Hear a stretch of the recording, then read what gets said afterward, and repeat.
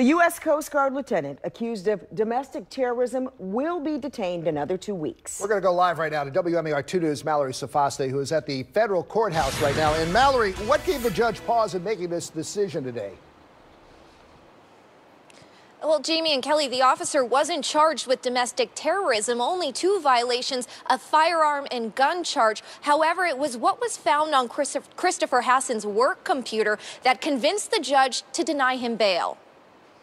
Will you be offering additional charges?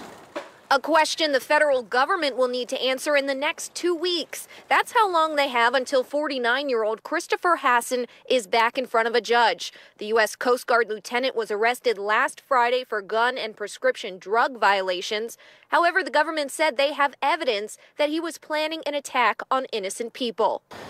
The sheer number and force of the weapons that were recovered from Mr. Hassan's residence in this case, coupled with the disturbing nature of his writings, appear to reflect a very significant threat to the safety of our community. On his work computer, investigators discovered a so-called hit list that included Democratic leaders such as House Speaker Nancy Pelosi, Senate Minority Leader Chuck Schumer, and media personalities.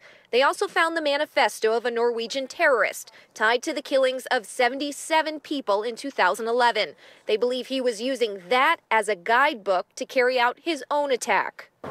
Investigating potential threats to life or acts of terrorism remain a priority of the FBI, and we will continue to dedicate significant investigative resources to those types of activities. The defense attorney for Hassan disputes this, calling the government's motion a ploy for media attention. The attorney argued that the 15 firearms and 1,000 rounds of ammunition confiscated from Hassan's Silver Spring home could be considered a modest gun collection.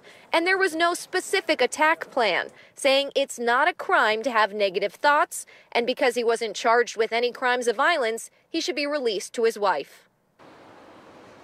The judge was also concerned by some internet searches found on Hassan's computer, such as where do most senators live in D.C.? Do senators have Secret Service protection? Investigators say these searches went on for hours. They also said they have video of Hassan at work taking tramadol pills, reportedly acquired from Mexico. The government will now have 2 weeks to provide more evidence before the judge revisits his decision. Reporting live in Greenbelt, Mallory Safaste, WMAR 2 News. All right, Mallory.